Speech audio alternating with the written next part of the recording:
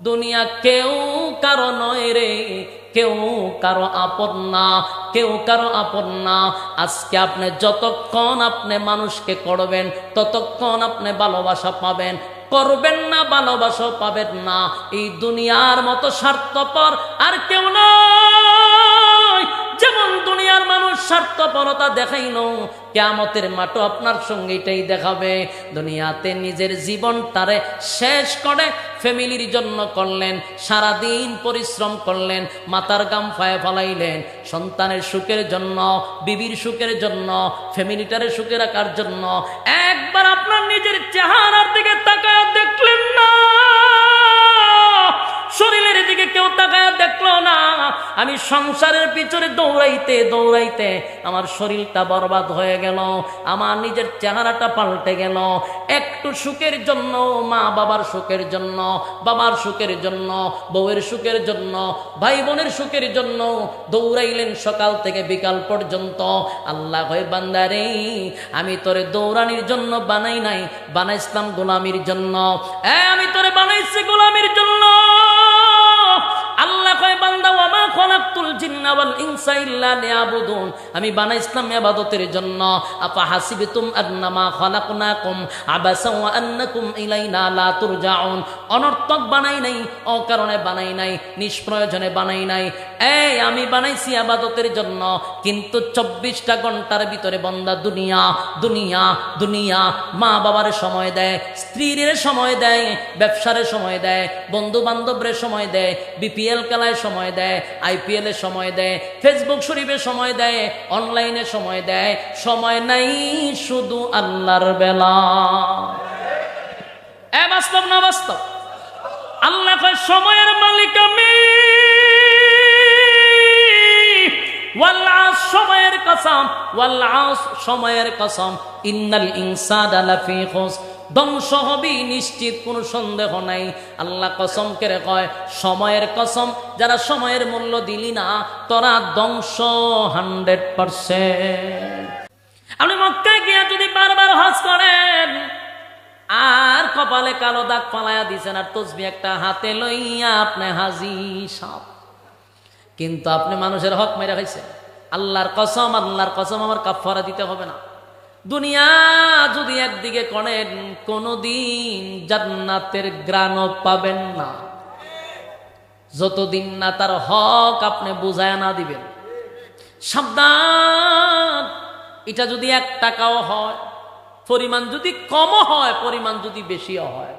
আমরা অনেক সময় খাইম কালি কইরা 10 টাকা ভরে রয়েছে, এটা বড় ঢুকাই দিলে চুরি নাকি দেম নই, বড় নিয়েছি অথবা 4 টাকা এর সামনে লইছি, 10 টাকা নেই কেন, যার টাকাটা নিছ হে কি তোমার অনুমোদন দিছে, কইছে যে হ তুই নে, আমি দিয়া লাইলাম, বলে নাই নিছ না।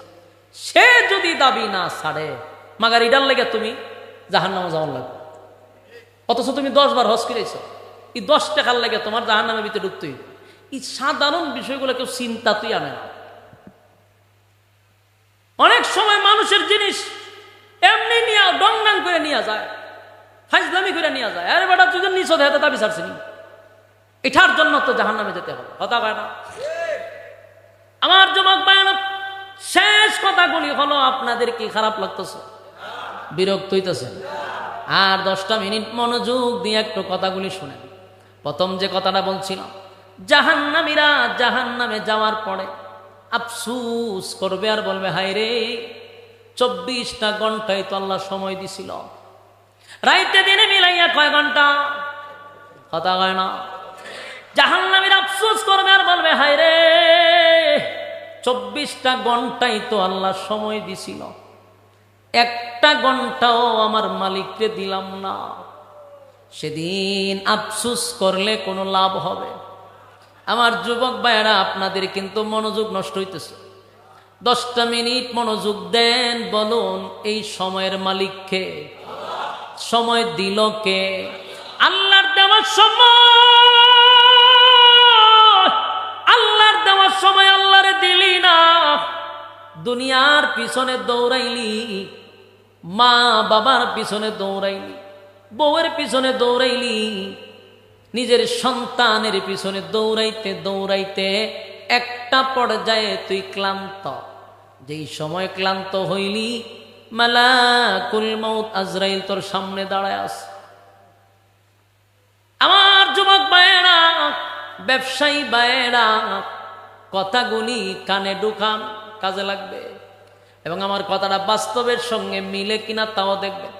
বাস্তব অভিজ্ঞতার সাথে নিয়ে কথা বলতেছি। এই পৃথিবীর কোনো মানুষ আপনার কোনো কাজে আসবে না।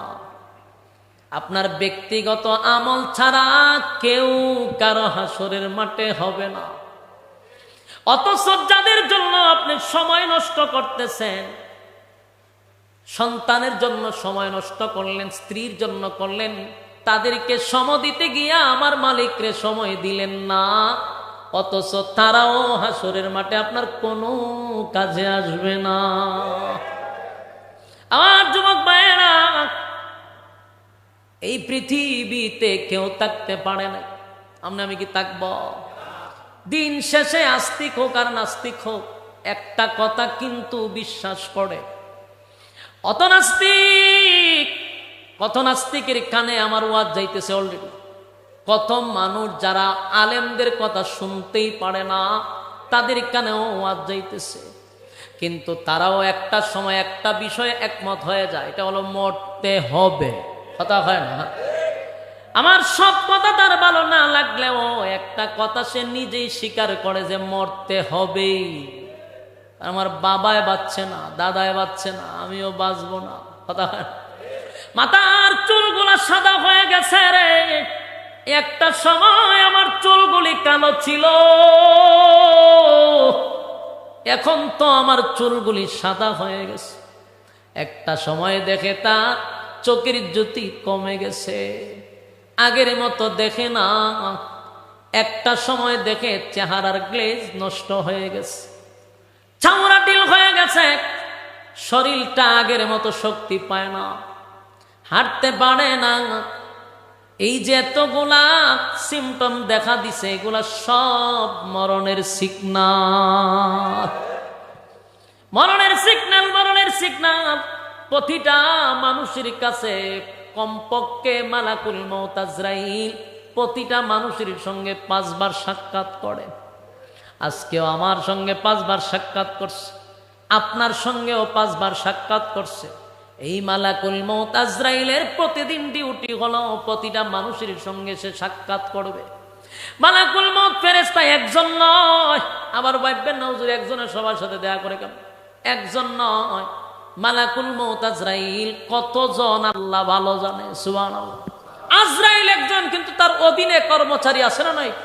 হ্যাঁ, কথা হয়। আমরা মনে করি আজরাইলের রুহুল হয়ে যাবে। আজরাইল একজন ফেরেশতা, তার অধীনে যারা আছে এরা কাজ করে, বিভিন্ন টিম আছে। মানে আপনি মরছেন আজকে নিউ মার্কেট, কাল একই সময় একই মিনিটে আমি মরছি হবিগঞ্জ, এগিয়ে আজরাইলও নিচে যা ই ভাই আমি ভাইছেন কৌ। এটা একটা ভুল মেসেজ আপনাদেরকে শোনানো হয়। এগুলা ফেরেশতা আছে, প্রত্যেকটা মানুষের ছবি নাম সহ এন্ট্রি করা আছে। প্রতিদিন দায়িত্ব আছে। আপনার রুহ নেওয়ার জন্য একজনের রাখছে আল্লাহ, হে তোর দায়িত্ব, হে এর ছবি, এর নাম, ঠিকানা সব তার কাছে আছে। ডেলি একবার সেরার ভাই চা টাইম দেখে যে না কখনো টাইম হয়েছে না, আবার জায়গা প্রতিদিন আসে মিলায়, চেহারার সাথে ছবি মিলছে কিন্তু টাইমে মিলে না, তা আবার যায়। তার দায়িত্ব হলো আপনার রুহ নেওয়াটা। এরকম এক একজনের দায়িত্ব আছে, একজনের সবার রুহ নেই। এইরকম গাঞ্জাগুড়ি কথা ইতা বাদ দেন, এগুলো বহু শুনছেন। আজরাইল একজন ফেরেশতা, তার অধীনে অসংখ্য কোটি কোটি হাজার কোটি ফেরেশতা আল্লাহ রাখছেনি। হ্যাঁ, রাখছে। যার রুহ নিবে তার ছবি সহ নাম ঠিকানা ছবি আছে। প্রতিদিন মালাকুল মউত আজরাইল আমার সঙ্গে সাক্ষাৎ করে, আপনার সাথেও করে, কিন্তু খালি টাইমটা হয়েছে না। ধরে লেব মালাকুল মউত আজরাইল প্রতিদিন আমার সঙ্গে আপনার সঙ্গে সাক্ষাৎ করে রে। অথচ আয়া দেখে আমি কোনো জায়গায় সুদের টাকা লাগাইছি। আজরাইল যখন আমার সঙ্গে আসে সাক্ষাৎ করতো, দেখে আমি কারো টাকা মাইরা দিছি। আজরাইল আসে আমার চেহারা দেখার জন্য। আমি দুর্নীতিতে তখন জড়িত, আমি জেনায় বেবিচারে যুক্ত, আমি সুদে মদের আড্ডায় লিপ্ত, কিন্তু দেখে যায় ধরে না, টাইম হইছে না। যেদিন মালাকুল মউত আজরাইল সামনে হাজির হবে রে, ভয়ঙ্কর রূপ ধারণ করবে। নেককারের জন্য একটা রূপ, বদগারের জন্য আরেকটা রূপ। মালাকুল মউত আজরাইল বদগারের সামনে যখন হাজির হয়, এ যে ভয়ঙ্কর একটা রূপ ধারণ করে, তার বাস্তবতা আমি আপনাদেরকে বলে দিই, আপনারাও দেখতে পারবেন, নিজের চক্ষুই দেখেন। কোন সুৎকুর যদি মারা যায়, তার সামনে বসে থাকবেন, মৃত্যুর আগ দিয়া তার চেহারার দিকে তাকায় দেখবেন, তার চেহারাটা কত ভয়ঙ্কর হয়। দেখবেন চেহারাটা শুধু ডাইনে বামে লুগায়, চোখগুলা বাহির করে দেয়, চেহারাটা চতুর্দিকে লুগাইতে চায়। তার মানে তার সামনে ভয়ঙ্কর রূপ ধারণ করছে মালাকুল মউত আজরাইল।